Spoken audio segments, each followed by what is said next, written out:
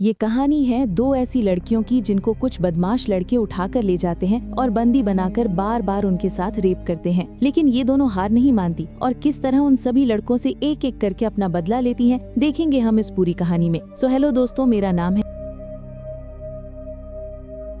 शुरुआत में हम दो खूबसूरत लड़की केटी और नैन्सी को देखते हैं, जो एग्रीकल्चर की स्टूडेंट है और अब वो आगे की स्टडी करने के लिए न्यूयॉर्क की एक फार्म में जाने वाली थी। इसलिए दोनों बहुत ज्यादा खुश थी और दोनों आपस में बात कर रही थी कि इस बहाने हम यूरोप भी घूम लेंगे और वहाँ बहुत सारे शॉपिंग भी करेंगे। अब अगली सुबह दोनों को लेने के लिए उनके अंकल जेसन आते हैं, जो कि एक FBI एजेंट है। उसके बाद जब वो दोनों जेसन के घर जाते हैं तो वहाँ उनकी मुलाकात जेसन की गर्लफ्रेंड से होती है, जो उन्हें देखकर बहुत खुश होती है। अब इस शहर में आने के बाद केटी और नैन्सी अपना नाम भी नया रखने का सोचती है। जहाँ केटी अपना नाम हेदर तो नैन्सी अपना नाम रिप्ली रखती है। अब अगले दिन जेसन उन्हें बस स्टॉप पर लेकर आता है, क्योंकि केटी और नैन्सी को स्टडी के लिए एग्रीकल्चर फार्म जाना था। यहाँ पर जेसन इन दोनों के साथ ही न्यूयॉर्क जाने वाली बस का वेट करने लगता है। लेकिन केटी जेसन को कहती है कि बस कुछ ही देर में यहाँ आ जाएगी, आप अपने काम के लिए निकल जाएं, हम पहुँचते ही आपको मैसेज कर देंगे। जिस पर जेसन उन्हें कहता है कि तुम कोड वर्ड इस्तेमाल करना, जिससे मैं समझ जाऊंगा कि तुम दोनों सेफली फार्म में पहुँच गए हो। जिसके बाद केटी कहती है कि मैं एप्पल वर्ड यूज करूंगी, लेकिन जेसन कहता है कि तुम हर बार अलग अलग अल्फाबेट यूज करना, ताकि कोई तुम्हारे कोड वर्ड को ना समझ सके।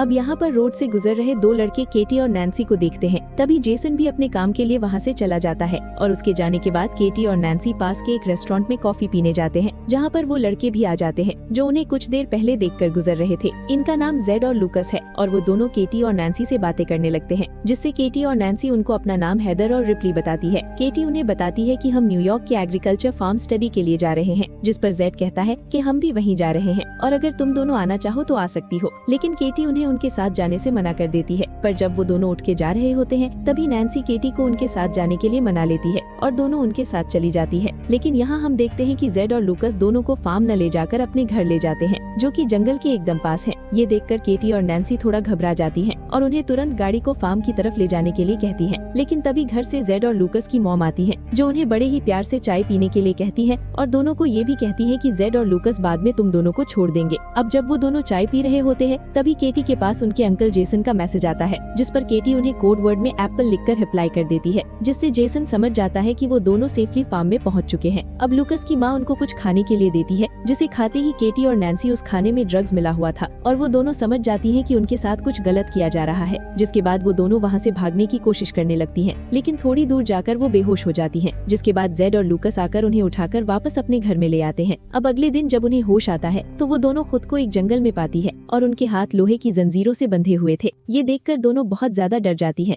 और हेल्प के लिए चिल्लाने लगती हैं। तभी वहाँ जेड आता है और उन्हें बताता है कि तुम जंगल की एक ऐसी जगह पर हो जहाँ दूर दूर तक कोई भी इंसान नहीं है, इसलिए तुम्हारे चिल्लाने का कोई फायदा नहीं है। अब कुछ देर बाद वहाँ बोरिस नाम का एक आदमी आता है, जो केटी को उसका फोन दिखाता है और कहता है कि तुम्हारे फोन पर किसी जेसन नाम के आदमी ने मैसेज किया है, जिसे तुमने पिछली बार मैसेज में एप्पल लिखकर भेजा था। वो दोनों से इसका मतलब पूछने लगता है, जिस पर केटी बताती है कि एप्पल एक कोड वर्ड है, जिसका मतलब है कि हम दोनों सेफ हैं। इसके बाद बोरिस जेसन को रिप्लाई करता हुआ लिखता है कि सब कुछ ठीक है और साथ में कोड वर्ड एप्पल भी लिख देता है। इसके बाद वो लोग केटी और नैन्सी को उनके सामने ही नहाने के लिए फोर्स करते हैं। तभी शरीफ नाम का एक पुलिस ऑफिसर वहाँ आता है, जिसे देखकर केटी और नैन्सी उससे मदद मांगने लगती है। लेकिन कुछ देर बाद उन्हें पता चलता है कि वो पुलिस ऑफिसर भी जेड और लूकस से मिला हुआ है और ये देखकर वो दोनों और भी ज्यादा डर जाती है। अब यहाँ केटी और नैन्सी उन लोगों को समझाने की कोशिश करती है कि प्लीज हमें यहाँ से जाने दो, हम किसी को कुछ नहीं बताएंगे और तुम लोग चाहो तो हम तुम्हें बहुत सारे पैसे भी दे देंगे। लेकिन वो उनकी एक भी बात नहीं सुनते। जिसके बाद हम देखते हैं कि वो पुलिस वाला वाइग्रा की टैबलेट खाता है और अपने लिए केटी को चूज करता है। इसके बाद हम उस पुलिस ऑफिसर को केटी के कंटेनर से बाहर आते देखते हैं, जिससे हमें पता लगता है कि उसने केटी के साथ जबरदस्ती किया है।